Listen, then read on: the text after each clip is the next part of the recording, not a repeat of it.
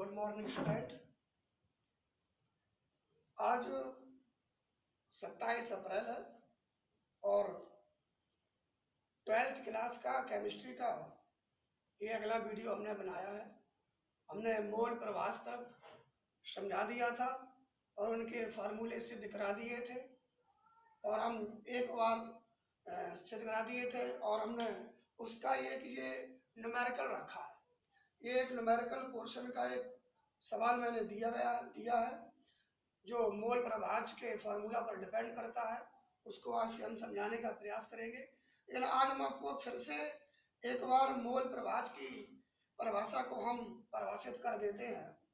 मैंने लिखाया था कि किसी पदार्थ के ग्राम अणुओं या मोलों की संख्या और विलयन में उपस्थित विभिन्न पदार्थों और विलायक के ग्राम अणुओं या मोलों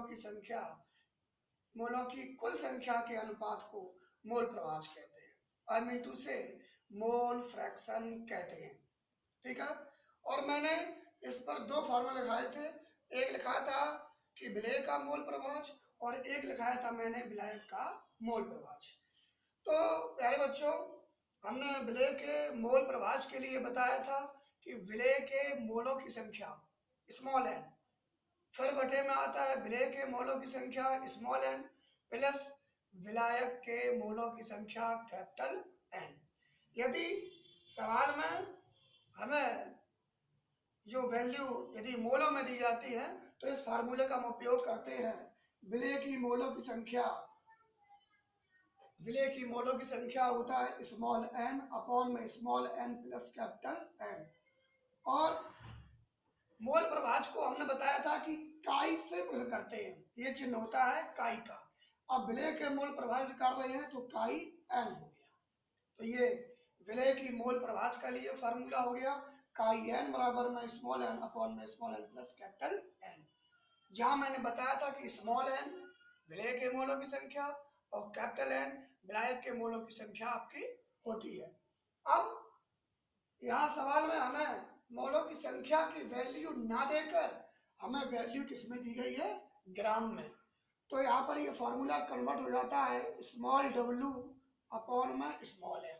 स्मॉल के लिए स्मॉल आएगा और कैपिटल के लिए कैपिटल आएगा, फिर अपॉन में स्मॉल डब्ल्यू अपॉन में स्मॉल एन प्लस, अब ये कैपिटल में है तो कैपिटल डब्ल्यू अपॉन में कैपिटल एन। इस प्रकार से ये फार्मूला कन्वर्ट हो जाता है। इसको हम सवाल को सरल करेंगे, कैसे करेंगे अभी आपको हम बताएंगे। इसी प्रकार विलायक का मोल प्रभाज तो काई कैपिटल एन बराबर कैपिटल एन अपॉन में capital N plus small N, ये आपका फार्मूला बन जाता है। तो इसके लिए हो जाता है कैपिटल एन अपॉन में कैपिटल डब्ल्यू और कैपिटल एम डब्ल्यू अपॉन में कैपिटल एम, इसमें स्मॉल डब्ल्यू अपॉन में स्मॉल एम। तो ये मोलों की संख्या से ये ग्राम भार बटे भार में ये फार्मूला चेंज हो जाता है। तो ये हो गया विलय के सूत्र, ये हो गया आपका विलायक के सूत्र, यानी कि विलय के मोलों की संख्या के लिए फार्मूला हो गया और विलायक के मोलों की संख्या के लिए आपका फार्मूला मेरे सामने लिख दिया।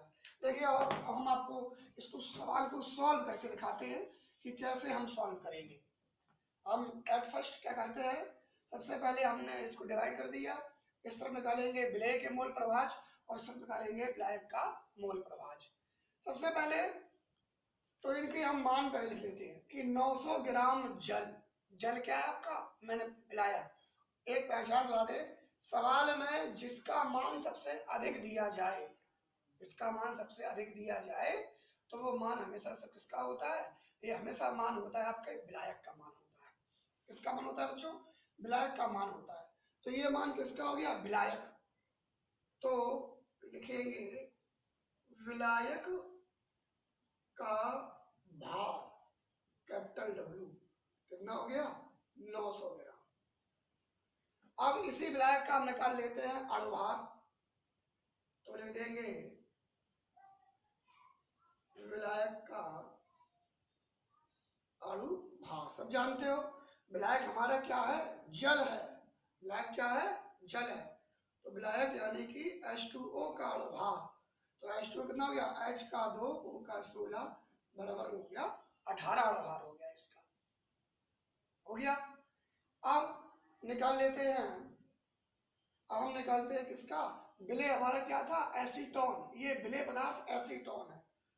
तो विलेय विलेय हमारा है एसीटोन, सूत्र होता है CH3CO CH3 का भार, ये अणुभार कैपिटल M हो गया था। तो भार स्मॉल w, विलय के लिए स्मॉल चिन्ह का प्रयोग करते हैं और विलय के लिए कैपिटल चिन्ह का प्रयोग करते हैं। स्मॉल w कितना दिया है, 5.8 ग्राम।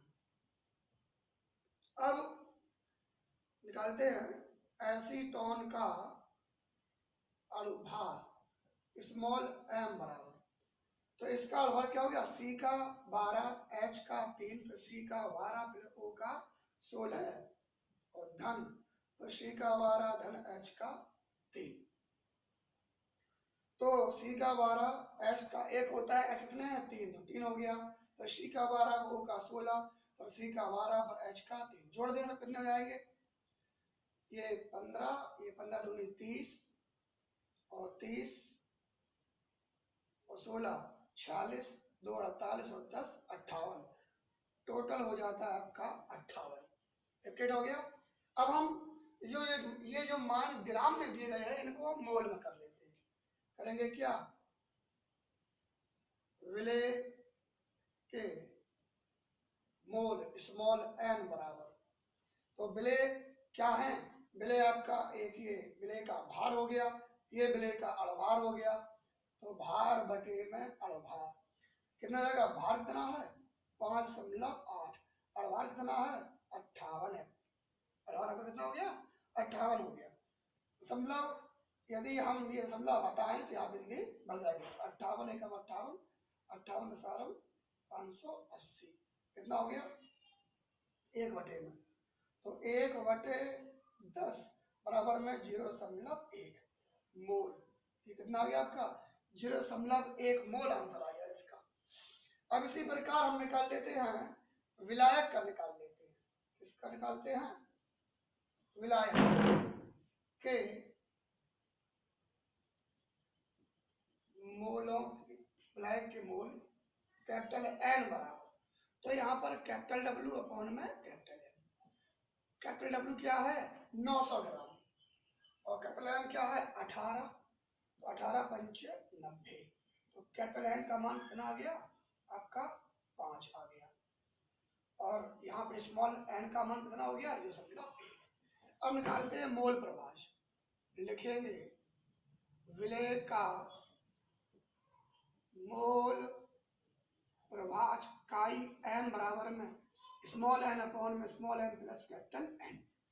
तो स्मॉल n का मान क्या है 0.1 अपॉन में 0.1 धन n का मान कितना है 5, जोड़ दो तो 0.1 बटे में 5.1 हो गया, कितना हो गया 5.1 हो गया।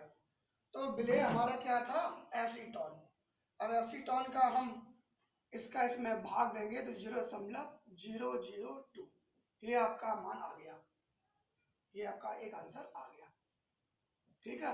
किसके लिए आ गया, विलेय का मोल प्रभाव 0.002, आप घर में कैलकुलेट करके देख सकते हैं, आपका आंसर इतना ही आएगा। अब आता है विलायक, क्या आता है विलायक का मोल प्रभाज काई कैपिटल N बराबर, फार्मूला क्या होता है कैपिटल N अपॉन में कैपिटल N प्लस अपॉन में प्लस में स्मॉल n, तो कैपिटल N का मान कितना है 5 अपॉन में 5 प्लस में 0.1 जोड़ देते हैं, 5 अपॉन में 5 अच्छा ये 50 आएगा, 18 पंच 90, ये 50 आंसर आएगा, कितना आएगा आपका ये 50, सॉरी गड़बड़ हो गया, ये 900 बटे 18 था, 18 पंच 90, तो ये 50 हो गया, कितना हो गया आपका ये 50।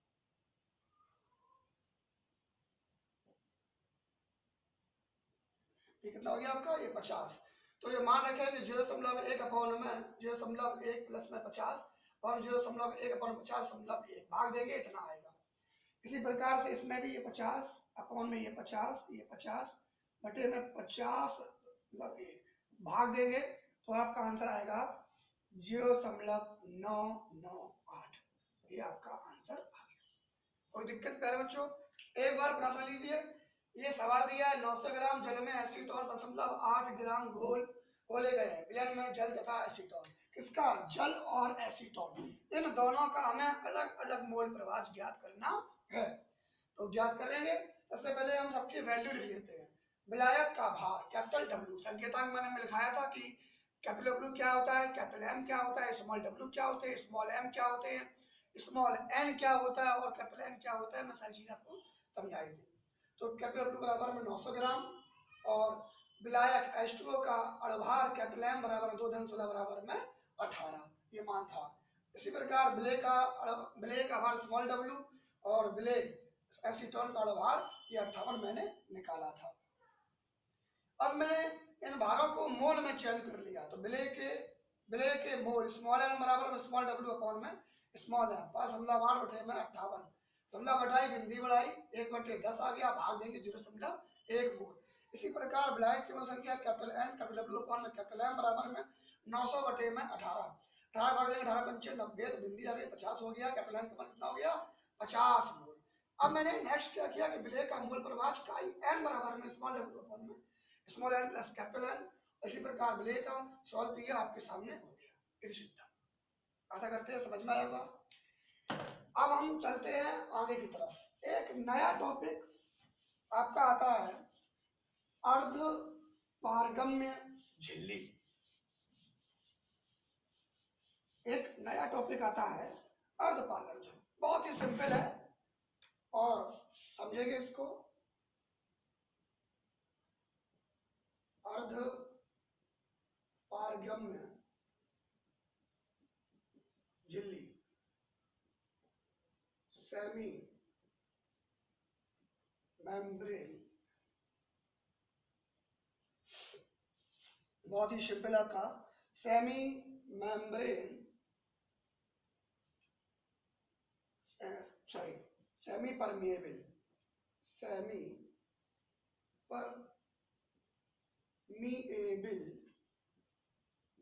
मेम्ब्रेन अर्ध पारगम्य झिल्ली।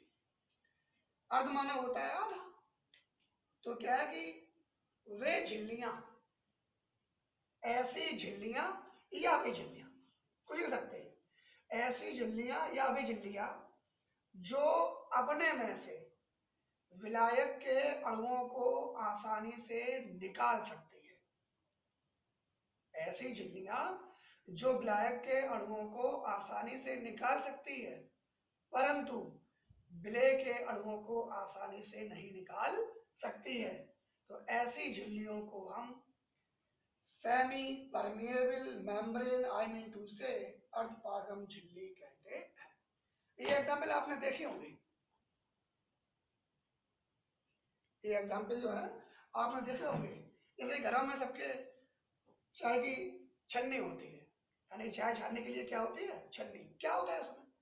जब उस छन्नी की सहायता से हम चाय को छानते हैं तो जो चाय का विलयन होता है, जो पानी ऐसा विलयन होता है, अर्थात जो चाय होती है वो छन्नी के माध्यम से पूरी निकल जाती है ना। और चाय की पत्ती, उसमें हम चाय जब बनाते हैं अदरक डालते हैं, इलायची डालते हैं और जो भी हम पदार्थ डालते हैं वो उस छन्नी के ऊपर रह जाता है। अर्थात ये जो छन्नी होती है, और ये छन्नी का हैंडल है ना, ये क्या होती है, ये जाली होती है। ये क्या होती है, जाली। इस छन्नी को कहते हैं अर्ध पारगम्य झिल्ली कहते हैं। इसमें से मैंने चाय डाली, चाय छन गई, यहाँ पे क्या बची आपकी चाय की पत्तियां ही आपकी बची हुई। तो ये जो जाली है, ये जो लेयर है, ये आपकी अर्ध पारगम झिल्ली कहलाती है। क्या करती है कि ये झिल्ली का कार्य क्या होता है कि ये विलायक के अणुओं को तो आसानी से निकल जाने देती है, परंतु विलय के अणुओं को आसानी से नहीं निकलने देती है। ऐसी झिल्ली को हम सेमी परमेबल मेम्ब्रेन या अर्ध पारगम झिल्ली कहते हैं। क्या लिखेंगे हम परिभाषा कि वे झिल्लियां जो केवल विलायक के अणुओं को तो आसानी से निकल जाने देती हैं, परंतु विलय के अणुओं को आसानी से नहीं निकलने देती हैं, ऐसी झिल्ली को हम अर्ध पारगम झिल्ली कहते हैं। एग्जाम्पल में आता है पोटेशियम फेरोसाइनाइड की झिल्ली। क्या आता है? पोटेशियम फेरोसाइनाइड की झिल्ली। या एग्जाम्पल आता है बकरे का आशय गाल ब्लैडर, या अंडे की झिल्ली, या कोशिका झिल्ली। ये इस प्रकार के इनके एग्जाम्पल होते हैं। समझने का प्रयास करिए। देखिए आपको पास बहुत सारा समय बचा हुआ है, विद्यालय तो खुला नहीं है अभी, पता नहीं कब खुलेगा। तो आप घर पर बैठकर बहुत ही मन से लगन से अच्छी तरीके से पढ़ें और अपना नोट्स तैयार करते रहें, है ना। और समझने का प्रयास करें, रटने का प्रयास नहीं करें। मैंने अल्पारम झिल्ली को मैंने समझा दिया, आप इसे लिख लेंगे, ठीक है। और एग्जाम्पल मैंने आपको बता दिए हैं, जैसे बकरे का आशय, अंडे की झिल्ली, कोशिका झिल्ली, या पोटेशियम फेरोसाइनाइड की झिल्ली। ये इस प्रकार के इनके एग्जाम्पल होते हैं। आज के लिए इतना ही।